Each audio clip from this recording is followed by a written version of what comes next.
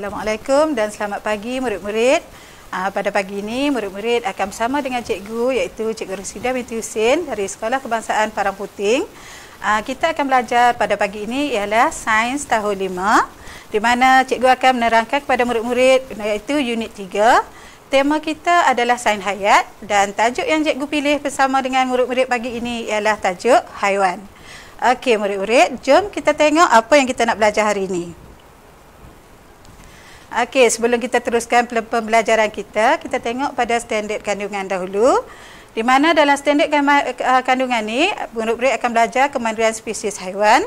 Dan standard pembelajaran pula kita tengok ada 3.1.1 di mana menyatakan maksud kemandirian spesies. Di mana murid boleh terangkan pada cikgu nanti semula lepas kita belajar apa dia kemandirian spesies.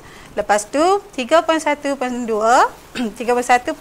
menjelaskan dengan contoh ciri dan tingkah laku khas haiwan untuk melindungi diri daripada musuh. Okey, kita teruskan pembelajaran kita. Okey, macam biasalah kita tahu objektif pembelajaran kita di mana pada akhir PDPC murid akan dapat yang pertama sekali ialah memahami maksud kemandirian spesies. Lepas ni murid-murid boleh terang balik pada cikgu. Kemandirian spesies tu apa maksud dia? Yang keduanya, memahami dan mengenal pasti sekurang-kurangnya 8 ciri. Tak banyak, 8 je ciri cikgu nak. Dan tingkah laku khas. Jadi kalau cikgu tengok sini ada 8 ciri tu, tingkah laku khas pun boleh, ciri-ciri dia pun boleh. Haiwan untuk melindungi diri daripada musuh. Okey, kita teruskan lagi. Cikgu nak tanya, baiklah murid-murid. Apakah yang kita katakan ataupun apakah yang dimaksudkan dengan kemandirian spesies haiwan? Okey, sebelum cikgu terima jawapan, cikgu nak semua sediakan buku nota sebab kamu perlu mencatat supaya kamu tahu apa yang kamu catat dan kamu dapat apa yang kamu belajar hari ini. Okey, sediakan buku nota. Okey, Anina tanya. Okey, boleh. Apakah kemandirian spesies haiwan? Bagus Nina. Haiwan yang mana nak bagi banyak anak dia. Bolehlah tu. Haiwan dia nak kekalkan zuriat dia, dia bagi banyak anak dia. Okey, siapa lagi? Amin, cuba Amin. Okey, kemandirian spesies haiwan ialah haiwan mengekalkan spesiesnya supaya sentiasa ada. Okey, bagus Amin. Okey, duduk Amin, kita tengok apakah maksud kemandirian spesies haiwan. Okey, sambil kita belajar awak boleh menota. Kemandirian spesies haiwan adalah keupayaan haiwan untuk mengekalkan spesiesnya bagi mengelakkan kepupusan. Apa makna kepupusan? Apa makna kepupusan?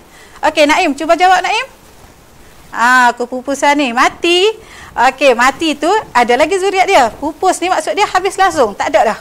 Habis, tak jumpa dah. Macam dinosaur kan. Kita tahu ada dinosaur, tapi sekarang ni di muka bumi ni dah pupus. Okey, apa tujuan dia? Kita tengok sini ada dua ni. Okey, kiri kanan dekat ni. Berlindung daripada musuh dan satu lagi berlindung daripada cuaca melampau. Okey, jadi kita nak kekalkan spesies haiwan ni supaya dia tidak dimakan oleh musuh dan dia tidak mati disebabkan oleh cuaca melampau. Apa makna cuaca melampau? Sekarang ni rasa macam mana tekuk kita? Kering kan? Dahaga air kan? Bagus Zahir. Cuaca melampau ni macam kemarau, panas. Okey, boleh. Lagi selain pada tu, lawan pada panas dengan kemarau tu? Okey, sejuk, salji. Bagus. Okey, kita teruskan lagi. Apakah ciri haiwan? Apakah cara haiwan melindungi diri daripada musuh? Kita nak tahu macam mana haiwan ni nak lindungi diri daripada musuh. Sebelum cikgu tunjuk, siapa nak royak? Siapa nak bagi tahu? Okey, bersisik. Boleh terima? Sisik dia macam mana? Macam sisik ikan kah? Bukan. Dia bersisik tebal. Boleh terima. Okey, lagi? Kulit kerah di belakang. Panggil apa kulit kerah belakang tu? Cengkerang. Bagus. Kita teruskan tengok apa yang dikatakan. Ni adalah contoh cara haiwan berlindung daripada musuh. Tengok yang pertama, dia ada duri tajam. Nampak ni? Duri tajam. Ada apa tu? Ikan buntal. Nanti kita akan pergi satu demi satu. Okey, yang kedua cengkerang keras. Ni hak kulit tebal tadi ni. Cengkerang keras. Okey, seterusnya sisik keras. Bagus. Haiwan ni kita akan kenali lepas ni. Ni bertanduk dan juga berbisa. Okey, sekarang kita teruskan. Tengok pada ciri-ciri khas. Okey, pergi kepada cengkerang keras. Di mana cengkerang keras ni adalah bahagian keras pada bahagian badan sesetengah haiwan. Tak semua haiwan ada dia. Haiwan ni yang tertentu aja ada. Ia dapat melindungi haiwan daripada musuh. Maksud dia bila musuh tu haiwan lain nak makan haiwan tu, dia tak boleh makan sebab kerah kulit dia tu. Okey, tengok di sini ialah kura-kura. Nampak tu gambar tu? Dalam kutek sawak pada. Okey, kura-kura ni dia duduk di tepi pantai, nampak benda apa di atas ni? Burung apa tu? Gagak. Bukan, burung apa ni? Burung helang. Okey, burung helang dia nak tangkap kura-kura, dia nak makan kura-kura. Boleh ke tak boleh? Tak boleh. Sebab apa? Kura-kura dia akan buat apa? Memasukkan anggota badan ke dalam cengkerang apabila diserang atau diganggu oleh musuh. Bagaimana dia masuk? Kepala. Bagus. Okey, bahagian kepala yang dimasukkan dalam cengkerang ni. Body dia ni. Jadi selamatlah dia. Okey, ni kura-kura. Selain pada kura-kura, kita suka makan bulan puasa ni. Kerang. Colek kerang ni. Lain pada tu, ni siput apa ni? Awak jumpa banyak kan kat taman sains cikgu kan? Okey, dan yang ni duduk dalam air ialah penyu. Okey, semua binatang ni mempunyai cengkerang keras. Boleh faham? Okey, terus lagi. Ciri-ciri khas iaitu sisik yang keras pula. Okey, sisik yang keras ni biasanya sisik dia memang kita tengok dia sebagai membalut body dia atau membalut badan dia. Pertama sekali kita tengok tenggiling. Tenggiling bila dia nampak musuh dia akan gulungkan badan dia dengan sisik yang keras tu melindungi badan dia daripada musuh. Okey, ikan arapaima. Okey, sama juga ni ikan yang mempunyai sisik yang keras. Okey, sisik yang keras dapat melindungi diri daripada kecederaan. Contohnya kalau dia jatuh ke apa, dia elak pada cedera dan daripada ancaman musuh. Contoh ikan lain nak makan ikan arapaima ni, tak boleh nak makan sebab apa? Kulit dia keras. Lekat nanti mati. Okey, seterusnya ni benda apa ni? Ular. Banyak ular deh. Ular pun sama juga dia punya sisik yang keras. Okey, selain pada ular, sahabat dia lah ni juga ni dalam hutan dekat kawasan Paya apa semua ni. Apa ni? Awak panggil biawak dah. Biawak, pandai. Dan kawan pada biawak ialah buaya. Okey, semua haiwan-haiwan tersebut mempunyai sisik yang keras. Okey. Seterusnya kita pergi kepada ciri khas lain pula iaitu sengatan berbisa. Banyak dah sebut tu. Kalau jengking, lipan, tu ada belakang dalam gambar tu deh. Okey, kita tengok sama-sama deh. Ni gambar kalau jengking. Okey, ni gambar apa ni? Cikgu tak pun nama ni. Binatang apa duduk kat bunga? Dia hisap apa? Madu. Pandai Siti. Binatang apa nama dia? Okey, nama dia lebah. Okey, yang ni ular. Tahu dah ular kan? Dan bawah ni adalah lipan. Okey, kita tengok ayat kita di sini. Lebah, lipan, kalajengking, ular dan tebuan. Kenal tebuan? Tebuan biasa duduk kat pokok ada buah ni. Mempunyai sengat yang berbisa atau beracun yang dapat menyakitkan dan boleh membunuh musuh. Bukan dia sakitkan kita saja. Kalau kata lebah sengat kita sakit je kan. Tapi kalau ular hak patuk kita, tak lama lah tu kalau tak pergi hospital tu. Okey, seterusnya kita pergi kepada ciri lain pula. Okey, ciri ni cikgu ada dua di sini deh. Mengeluarkan bau busuk dan satu lagi mempunyai otot kaki yang kuat. Kita tengok yang bau busuk dulu. Okey, benda apa ni? Pepijat. Pepijat ni kalau ada tilam lama, kusyul lama, dia adalah dia bau busuk deh. Itu kumbang. Kumbang ni dia bau busuk, dia sebab dia tak usah bagi awak ambil dia, awak kacau dia. Dan lipas, contohnya awak lalu nampak lipas terpijak perut dia. Lepas tu bau busuk deh. Okey, pepijat, kumbang dan lipas mengeluarkan bau yang busuk menyebabkan musuh tidak mendekatinya. Musuh tak dekatinya maksud dia musuh tak pergi makan dia deh. Okey, seterusnya. Ni tengok pula ni otot kaki yang kuat. Dan kelas ni ada kuat lari. Tapi kita tak boleh suka sangat sekarang ni sebab Covid deh. Okey, tengok sini kuda. Ni kuda, arnab dan apa ni? Katak, kaki dia panjang deh. Dia gunakan kaki yang mempunyai otot yang kuat untuk bergerak pantas bagi menyelamatkan diri daripada musuh. Contohnya dekat taman sains kita ada arnab. Okey. Awak nampak anak comelnya anak putih, comelnya anak oranye. Tapi awak nak tangkap boleh tak? Tak boleh. Sebab apa? Dia terlalu pantas bergerak. Okey. Apakah haiwan lain yang mempunyai ciri-ciri yang sama? Kalau kuda, saing dia apa? Belang-belang tu. Pandai kuda belang. Lagi binatang apa lagi? Hak lari laju. Okey, cheetah. Okey, pandai dah tu. Kita ubah lain pula deh. Okey, pergi pada ciri-ciri khas yang lain iaitu tanduk tajam digunakan untuk mempertahankan diri daripada musuh. Okey, di sini ada gambar seladang. Ni seladang.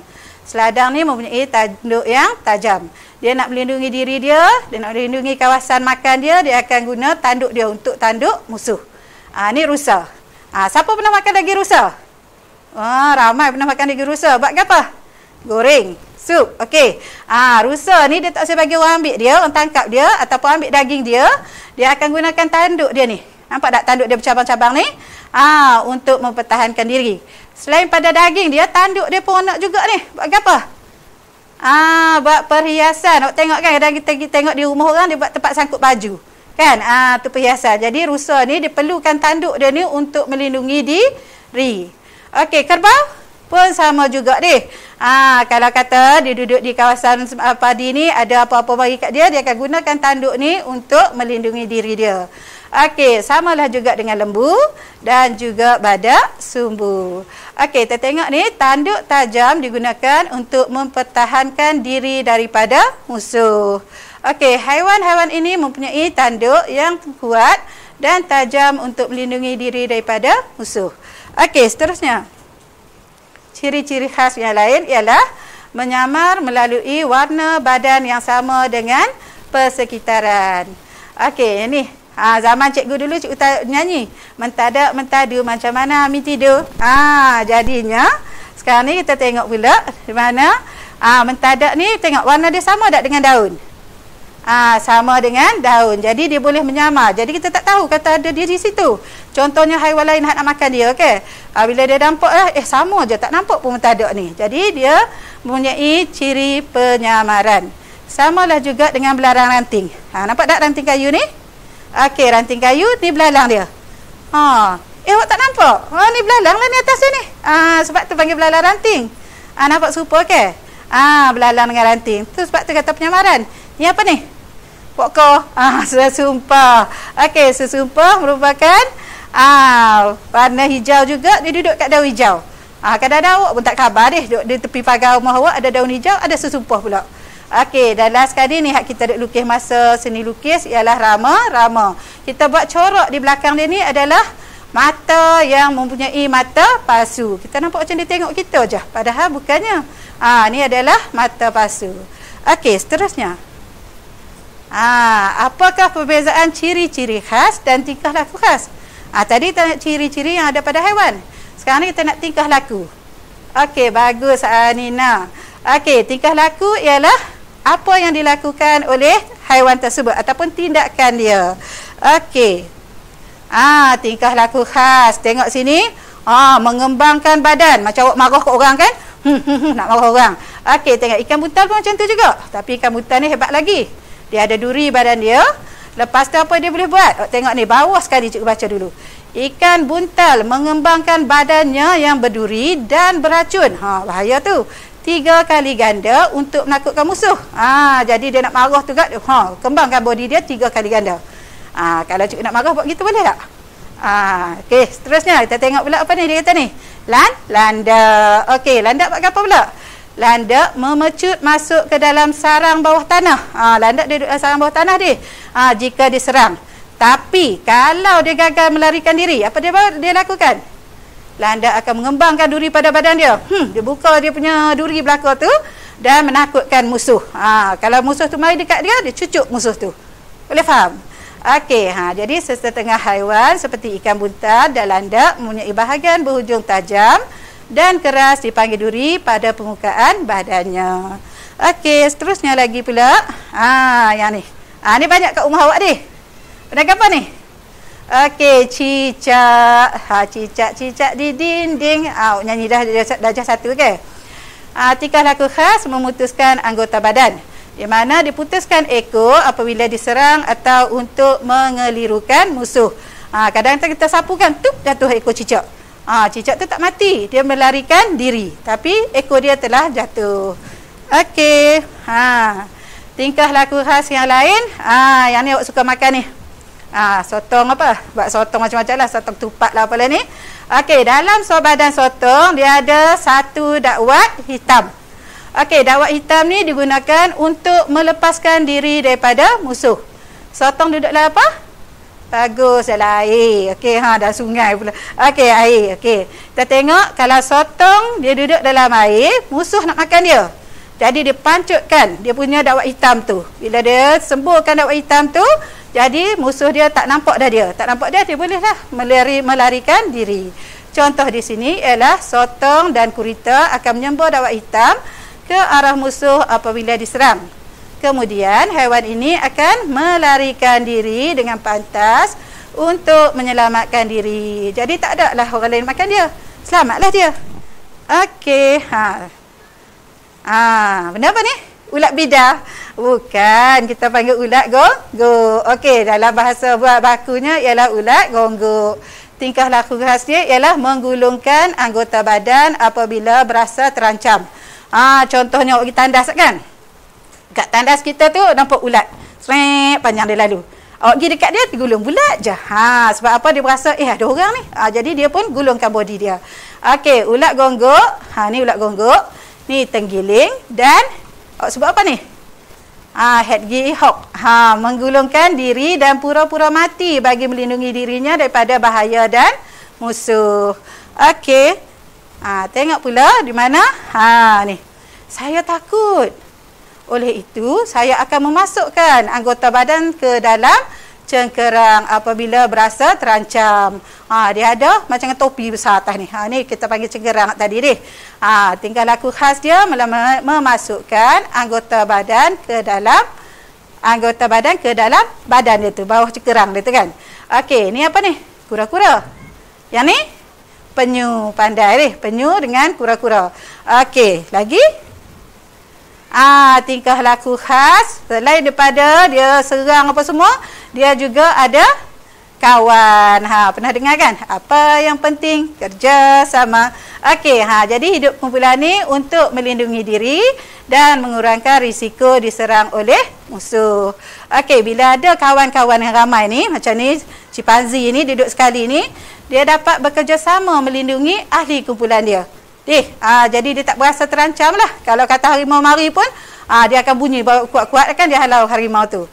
Zirafah pun sama juga. Zirafah hidup dalam kumpulan yang kecil tapi melebihi daripada 1 ekor. Ni apa ni? Gajah dengan anak dia. Biasanya gajah kalau dia jalan dengan anak dia, belakang ada lagi. Dia ada lagi dia. Cikgu ambil sekerat je gambar ni. Dan sebelah sini, kenal tak ni? Ni lembu ni. Lembu anak dia semua. Lembu biasanya banyak. Dia setopok je. Tu dia tingkah laku khas dia, hidup berkumpulan. Bawah ni ke apa ni? Semut. Pernah tengok tak semut seekor je? Jarang ni. Biasanya kalau semut ada seekor, tengok ada tempat lain lagi. Dia akan hidup berkumpulan. Okey, boleh faham tak? Mudah je kan sebab kita kenal dah haiwan. Sekarang ni kita tengok pula seterusnya. Dah tadi suruh sedia buku nota, mesti ada nota kan? Okey, kita tengok balik nota kita. Okey, dalam tajuk kemandiran spesies ni, dah ada pun awak catatkan. Yang pentingnya ada haiwan yang bercengkerang keras. Buatlah contoh yang awak dapat tadi. Okey, bagus. Seterusnya, ada duri tajam, ikan buntal dengan landa. Okey, seterusnya sisik keras, tenggiling dan buaya. Kalau dapat lebih lagi bagus. Okey, ada tanduk. Kerbau, rusa, kita boleh tambah kemudian lagi deh. Okey, bisa. Sengatan berbisa, kalau jengking, lipan, menggulungkan diri. Contohnya apa? Ulat gonggok dengan tenggiling. Okey, menyamar. Contoh dia di sini sesumpah metadak dan memutuskan anggota badan. Cicak dengan gurita. Bagus. Ni bawah dia apa dia tu? Last sekali. Memasukkan anggota badannya ke dalam cengkerang. Contohnya siput, kura-kura, penyu, kau nak tambah lagi deh. Dan akhir sekali dia hidup dalam kumpulan. Contohnya apa dia? Gajah tadi lagi. Awak suka makan dengan nasi lemak tu benda apa? Ikan bilis. Okey, boleh. Okey, daripada benda-benda ni yang dah awak dapat nota-nota tadi semua ni, kita dah belajar dah. Jadi kita nak zahirkan balik apa yang dah awak faham, sebab tadi ada objektif kita kan, menyatakan sekurang-kurangnya 8. Kita tengok 2, 4, 6, 8. Ni lebih pada 8 dah. Cikgu nak tugasan awak adalah menghasilkan buku skrap. Okey, awak boleh print gambar daripada komputer ke, guna komputer ke, nak lukis ke, nak photostat, terpulang. Jadinya hasilkan satu buku skrap yang cantik, Kemandirian Spesies Haiwan, haiwan melindungi diri daripada musuh. Okey, baiklah murid-murid, sekian wabillahi taufiq wal hidayah. Assalamualaikum warahmatullahi wabarakatuh.